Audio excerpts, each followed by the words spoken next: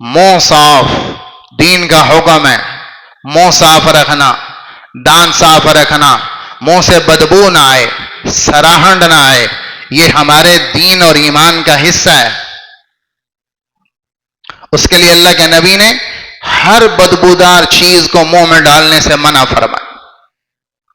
آپ نے کہا لولا ان اشق علی امتی لامرتهم بالسواک، اگر مجھے امت کے مشقت میں پڑنے کا ڈر نہ ہوتا میں ہر وضو کے وقت، ہر نماز کے ساتھ مسواک کرنا فرض کر دیتا۔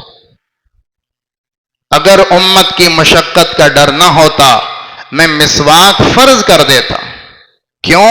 السواک مطہرۃ للفم ومرضات للرب، مسواک منہ کی پاکی ہے، منہ کے پاک کرنے کا اہتمام، منہ صاف ہونا چاہیے، منہ پاک ہونا چاہیے، اس کے لیے ہر وقت مسواک، ہر وضو پہ مسواک، تاکہ مومن کے دانت چمکدار، اس کا منہ بدبودار نہ ہو، خوشبودار۔ یہ ہمارے دین کا حصہ ہے۔ پھر دو چیزوں سے اللہ کے نبی نے منع فرمایا، پیاز کچا کھا کر اور لہسن کچا کھا کر منہ سے ایک بدبو آتی ہے، تو آپ نے فرمایا جو پیاز کھائے، جو لہسن کھائے، فلا یقربن مسجدنا، وہ ہماری مسجد کے قریب نہ آئے۔ فإن الملائکۃ تتأذی مما یتأذی منہ الانس، کہ جس چیز سے انسان کو تکلیف ہوتی ہے اسی چیز سے فرشتوں کو بھی تکلیف ہوتی۔ جب تم پیاز کھا کر آتے ہو، لہسن کھا کر آتے ہو تو منہ سے بدبو آتی، پیاز کی بدبو اور لہسن کی بدبو، اس سے جیسے انسانوں کو تکلیف ہوتی ہے فرشتوں کو بھی تکلیف ہوتی۔ اتنا اہتمام، حالانکہ پیاز کو حرام چیز تو نہیں، لہسن کو حرام چیز تو نہیں، لیکن منہ صاف رکھنے کا اتنا اہتمام کروایا کہ منہ پیاز کی بدبو بھی نہ آئے، لہسن کی بدبو بھی نہ آئے۔ اور اللہ کے نبی جس چیز میں پیاز اور لہسن ہوتا تھا آپ کھاتے نہیں تھے، وہ سالن نہیں کھاتے تھے، وہ کھانا نہیں کھاتے تھے جس میں پیاز پڑا ہو، جس میں لہسن پڑا ہو، آپ اس سے بھی زیادہ احتیاط فرماتے ہیں۔ تو پوچھا گیا یا رسول اللہ آپ یہ کیوں نہیں کھاتے؟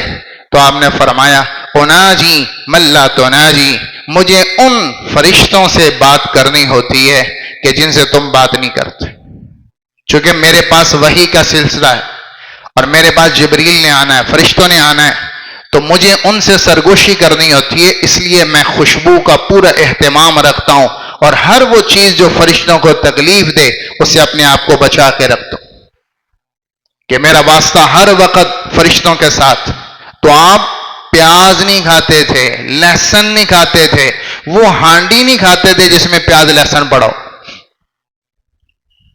اتنی احتیاط، منہ کی بدبو، منہ سے بدبو نہ آئے، کہ اس منہ سے آپ نے قرآن پڑھنا ہے، اس سے آپ نے تلاوت کرنی، اس سے آپ نے اللہ کا ذکر کرنا ہے، تو وہ آپ کی زبان، آپ کا منہ، آپ کا دہن خوشبودار ہونا چاہیے، جس سے آپ اللہ کا نام لیں، جس سے آپ قرآن پڑھیں، جس سے آپ نماز پڑھیں۔ کہ میرے نبی نے فرمایا جب آدمی نماز پڑھتا ہے ایک فرشتہ آتا ہے اور آدمی کے ہونٹوں پہ اپنے ہونٹ رکھتا ہے، اور جو آدمی پڑھتا ہے وہ اپنے دل میں، پیٹ میں اس کو اتارتا ہے اور اسی طرح حفاظت کے ساتھ پڑھا ہوا اللہ کے دربار میں لے کے جاتا۔ تو منہ سے بدبو آ رہی ہو، پیاز اور لہسن تک منع کیا۔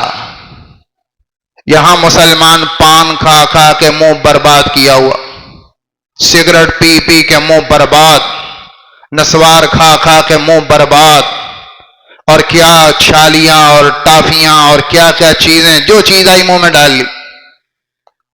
اہتمام ہی نہیں منہ کے صاف ہونے کا، منہ کے پاک ہونے کا، منہ کے خوشبودار ہونے کا۔ یہ ہمارے ایمان کا حصہ ہے۔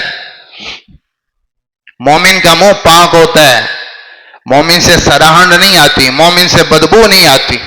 ایسے ایسے لوگ ہیں کہ نماز میں چار آدمی آگے کھڑے ہو جائیں نماز میں، اور چار آدمی ادھر چار آدمی ادھر، سب کو منہ کی بدبو تنگ کر رہی ہوتی۔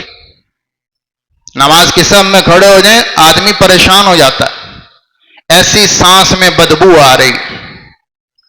مومن کا سانس پاک، مومن کا منہ خوشبودار. یہ ایمان کا تقاضا، ایمان کی طہارت، ایمان کے اندر طہارت. جتنا ایمان مضبوط اتنا منہ پاک. پان کھانا مکروہ ہے، اس سے دانت کا خراب ہونا، پھر اس میں نشے کا ہونا تو بالکل ہی ناجائز ہے. سگریٹ پینا تو حرام درجے تک کی بات ہے، حرام. اور ماشاءاللہ سگریٹ پی کے نماز پڑھنے آ رہے ہیں، اور نماز پڑھ کے جائیں گے ابھی پھر جا کے ایک سگریٹ نوشی کریں گے.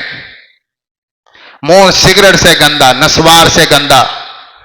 اور عجب عادت پڑی ہے کہ منہ کے اندر کوئی نہ کوئی چیز چلتی رہے، کوئی ٹافی چلتی رہے، منہ گندا ہوتا رہے. میٹھا اتنا کھاتے ہیں کہ منہ کو کیڑا لگ جاتا ہے، دانت کالے ہوئے پڑے، دانت خراب ہوئے پڑے، پان کھا کھا کے منہ کو کیڑا لگا ہوا ہے. یہ مومن کا منہ نہیں ہے.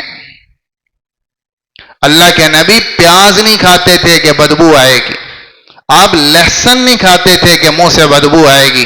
اور امت کو کہا کچا پیاز اور کچا لہسن کھانے والا ہماری مسجد میں نہ آئے. منہ کو صاف کرے، پہلے بدبو کو صاف کرے، کیونکہ فرشتوں کی جگہ ہے، یہاں تکلیف ہوگی.